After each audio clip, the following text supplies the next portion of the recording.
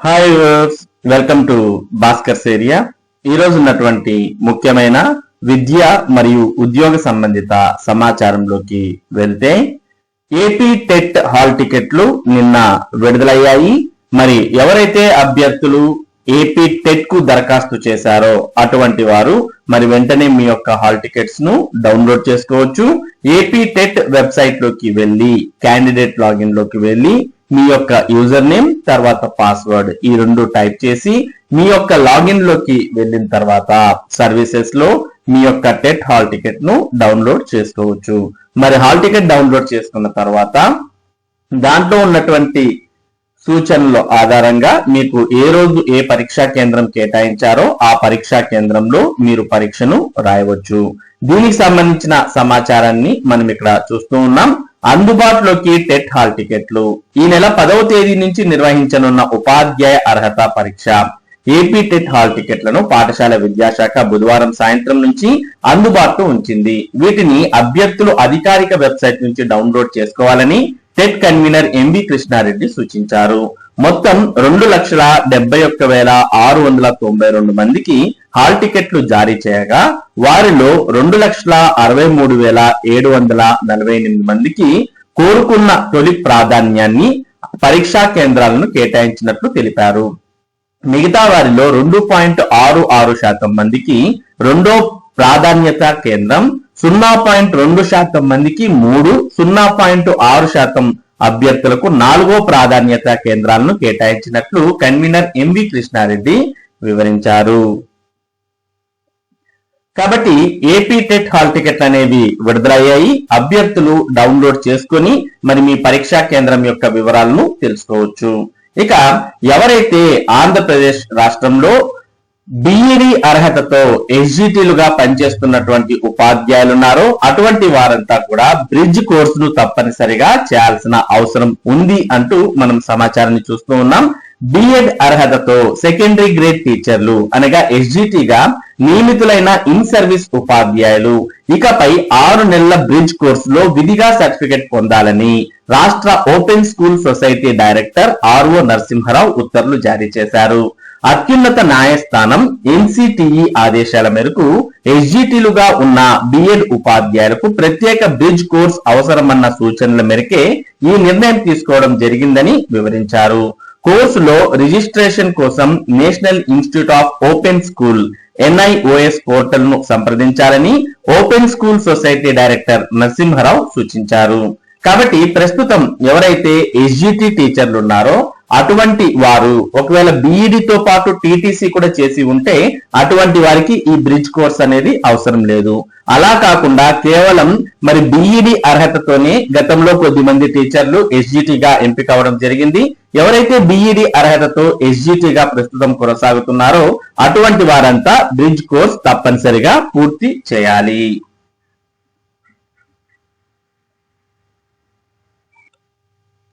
ఇక AP TET hall టికెట్లు విడుదల 97% మందికి కోరుకున్న పరీక్షా కేంద్రం అంటూ ఇదే సమాచారాన్ని ఇక్కడ కూడా చూస్తూ ఉన్నాం.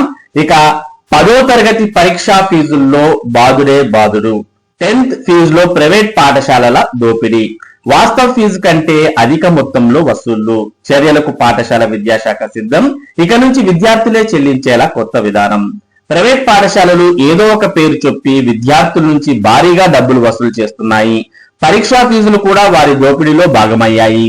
10వ తరగతి పబ్లిక్ పరీక్షల ఫీజుల్లోనూ భారీ బాధలకు దిగాయి. ప్రభుత్వ పరీక్షల విభాగం నిబంధనల ప్రకారం ఒక్క విద్యార్థి అన్ని సబ్జెక్టులకు కలిపి చెల్లించాల్సింది 125 రూపాయలైతే అందుకు చాలా రెట్లు ఎక్కువగా విద్యార్థుల నుంచి ప్రైవేట్ పాఠశాలలు గుంజేశాయి. విజయవాడలోని ఓ ప్రముఖ కార్పొరేట్ పాఠశాల అయితే ఏకంగా ఒక్కో విద్యార్థి నుంచి 900 రూపాయలు వసూలు చేస్తోంది. దీనిపై తల్లిదండ్రులు ప్రశ్నిస్తే పరీక్షా కేంద్రానికి రవాణా సౌకర్యం కల్పిస్తున్నామని దానికి అదనంగా చెల్లించాల్సిందేనని యాజమాన్యం చెబుతోంది. ఇక గుంటూరులో పలు పాఠశాలలు 500, చిత్తూరులో కొన్ని పాఠశాలలు 600 చొప్పున వసూలు చేస్తున్నట్లు పాఠశాల విద్యాశాఖ దృష్టికి వచ్చింది. రవాణా ఇతర సౌకర్యాలు పేరు చెప్పి చాలా ఏళ్లుగా ప్రైవేట్ పాఠశాలలు అదనపు వసూళ్లకు పాల్పడుతున్నా విద్యాశాఖ పట్టించుకోలేదు. ఈ ఏడాది కఠినంగా వ్యవహరించాలని అధికారులు నిర్ణయించారు. రూపాయల కంటే అదనంగా ఎక్కడైనా వసూలు చేస్తే చర్యలు తీసుకుంటామని ప్రభుత్వ పరీక్షల విభాగం డైరెక్టర్ కేవి శ్రీనివాస్ రెడ్డి ప్రకటన జారీ చేశారు. నిర్దేశిత రుసుము కంటే అదనంగా వసూలు చేసే ప్రైవేట్ పాఠశాలలపై చర్యలు తీసుకుని జరిమానాలు కూడా విధిస్తామని అన్నారు. మరోవైపు ఎక్కడైనా ప్రభుత్వ పాఠశాలల్లో అదనంగా వసూలు చేస్తే ప్రధానోపాధ్యాయులపై క్రమశిక్షణ చర్యలుంటాయని హెచ్చరించారు. అదనపు వసూళ్లపై ఎంఈఓలు, డిప్యూటీ డిఈఓలు, డిఈఓ, ఆర్జేడీలకు ఫిర్యాదు చేయాలని కోరారు. ఫిర్యాదుల ఆధారంగా విచారణ జరిపి చర్యలు తీసుకుంటామని అన్నారు. కాగా అధికారులే స్వచ్ఛందంగా తనిఖీలు నిర్వహించాలని తల్లిదండ్రులు డిమాండ్ చేస్తున్నారు. పాఠశాలలకు వెళ్లి ఆరా తీస్తే ఎంత కట్టించుకున్నారో తెలుస్తుందని, తల్లిదండ్రులు వచ్చి ఫిర్యాదు చేస్తేనే చర్యలు అంటే తక్కువ ఫిర్యాదులే వస్తాయని అంటున్నారు. ఇక ఆన్లైన్ లో కూడా 10వ తరగతి ఫీజును చెల్లించొచ్చు. ఇప్పటి వరకు పాఠశాల ప్రధానోపాధ్యాయుడు ద్వారా మాత్రమే పరీక్షా ఫీజు చెల్లించే అవకాశం ఉంది. ఈ ఏడాది నుంచి నేరుగా విద్యార్థులే చెల్లించే అవకాశం కల్పించారు. విద్యార్థులు లేదా తల్లిదండ్రులు board of secondary education website ద్వారా పరీక్షా ఫీజు చెల్లించవచ్చు. తర్వాత ఫీజు చెల్లించిన విషయాన్ని ప్రధానోపాధ్యాయుడికి తెలిపితే సరిపోతుంది. అయితే ఈలోగా అన్ని యాజమాన్యాల పాఠశాలలు హెచ్ఎంలు 10th విద్యార్థుల వివరాలను యూడైస్ ప్లస్ వెబ్సైట్ లో ధృవీకరించాలి. అదనపు ఫీజుల కోసం ఎవరైనా హెచ్ఎం యూడైస్ ప్లస్ తో ధృవీకరించకపోయినా చర్యలు తీసుకుంటామని పాఠశాల విద్యాశాఖ తెలిపింది. మొత్తానికి 10వ తరగతి విద్యార్థుల ఫీజు భారీగా వసూలు చేయడాన్ని ప్రైవేట్ పాఠశాలలు ఇక్కడ మనం చూస్తూ ఉన్నాం. ఇక 30లోగా సచివాలయ ఉద్యోగుల సీనియారిటీ జాబితాలు. జిల్లాల వారీగా గ్రామ మరియు వార్డు సచివాలయాల ఉద్యోగుల సీనియారిటీ జాబితాలను ఈ నెల 30వ తేదీలోగా ఖరారు చేయాలని ఆ శాఖ డైరెక్టర్ శివప్రసాద్ బుధవారం కలెక్టర్లకు లేఖ రాశారు. కేటగిరీ వారీగా జిల్లా సీనియారిటీ జాబితాలను ఖరారు చేయాలని లేఖలో సూచించారు. ఈ నెల 9లోగా ప్రాథమిక సీనియారిటీ జాబితాలు రూపొందించి 10వ తేదీన ఆ జాబితాలను అందరికీ తెలిసేలా ప్రచురించాలని, 11 నుంచి 23వ తేదీ వరకు ఆయా జాబితాలపై అభ్యంతరాలు స్వీకరించి 30వ తేదీలోగా తుది సీనియారిటీ జాబితాలను ఖరారు చేయాలని ఆదేశించారు. కాబట్టి గ్రామ మరియు వార్డు సచివాలయ ఉద్యోగులకు సంబంధించి మరి ఉమ్మడి సీనియారిటీ జాబితాలు అనేవి తయారు చేయబోతోంది ప్రభుత్వం. ఇక ప్రభుత్వ పాఠశాలల్లో తరగతి గదుల్లో క్లిక్కర్ ను ప్రయోగాత్మకంగా ఆంధ్రప్రదేశ్ ప్రభుత్వం ప్రవేశపెట్టబోతోంది. బోధన అనంతరం పునశ్చరణలో అమలు. రేపు 53 పాఠశాలల్లో ప్రారంభించనున్న సీఎం ఈ ఏడాదికి చివరికి 2800 బడుల్లో అమలు. పాఠశాల విద్యలో మరో వినూత్న విధానానికి రాష్ట్ర ప్రభుత్వం శ్రీకారం చుట్టనుంది. ప్రభుత్వ పాఠశాలల్లో క్లిక్కర్ ఆధారిత పునశ్చరణ అమలుకు నిర్ణయించింది. తరగతి గదిలో పాఠం బోధించిన తర్వాత క్లిక్కర్ ఆధారంగా విద్యార్థులను ప్రశ్నలు అడుగుతారు. తొలుత విద్యార్థికి ఒక క్లిక్కర్ ఇస్తారు. అందులో ABCDS, నో, హ్యాండ్ రైజ్ తదితర బటన్లు ఉంటాయి.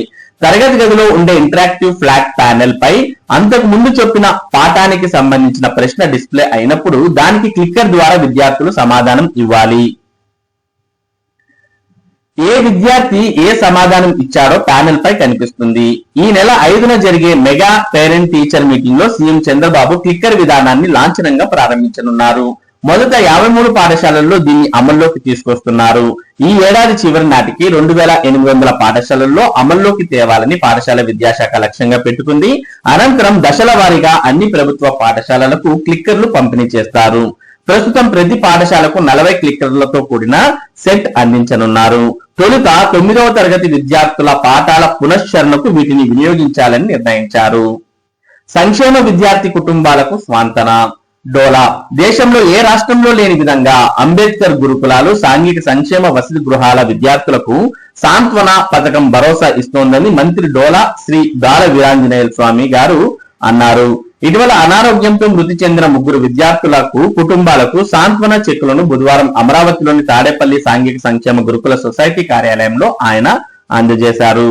పల్నాడు జిల్లా ఆర్కేపురం అంబేద్కర్ గురుకులం, ప్రకాశం జిల్లా రాచర్ల గురుకులానికి చెందిన 10వ తరగతి విద్యార్థులు టి నిహారిక, కోటారి కర్ణ, బాపట్ల గురుకులం 7వ తరగతి విద్యార్థి శ్వేత ఇటీవల అనారోగ్యంతో మరణించారు. ఒక్కో విద్యార్థి కుటుంబానికి మంత్రి 3 లక్షల చెక్కును అందజేశారు. ఎవరైనా దురదృష్టవశాత్తు మరణిస్తే వారి కుటుంబానికి భరోసాగా సాంత్వన పథకం కింద కూటమి ప్రభుత్వం 3 లక్షల ఆర్థిక సాయం అందిస్తోంది. అనారోగ్యంతో మరణించిన విద్యార్థుల కుటుంబాలకు బాసటగా నిలిచేందుకు సీఎం చంద్రబాబు సూచనలతో 5 కోట్ల నిధులు కేటాయించి ఈ పథకం తీసుకొచ్చారు. సంక్షేమ విద్యార్థి ఆరోగ్యం సంక్షేమంపై ప్రత్యేక దృష్టి పెట్టారు. అనారోగ్యానికి గురైన విద్యార్థులను గుర్తించి వెంటనే వైద్యం అందిస్తున్నాం. ఇప్పటి వరకు 30 మందికి పైగా విద్యార్థుల ప్రాణాలు కాపాడాం అని మంత్రి తెలిపారు. మొత్తానికి ప్రభుత్వ పాఠశాలల్లో త్వరలో క్లిక్కర్ విధానాన్ని ప్రభుత్వం అమలు చేయబోతోంది. ఇది ఈ రోజు ఉన్నటువంటి ముఖ్యమైన విద్య మరియు ఉద్యోగ సంబంధిత సమాచారం. ఇటువంటి ముఖ్యమైన సమాచారాన్ని భాస్కర్స్ ఏరియా ప్రతిరోజు మీకు అందిస్తుంది. మరి ఈ సమాచారం మీరు ప్రతిరోజు పొందడానికి మన భాస్కర్స్ ఏరియా యూట్యూబ్ ఛానల్ కు సబ్స్క్రైబ్ అవ్వండి. అలాగే ఈ వీడియోని లైక్ చేసి షేర్ చేయండి. Thank you for watching this video.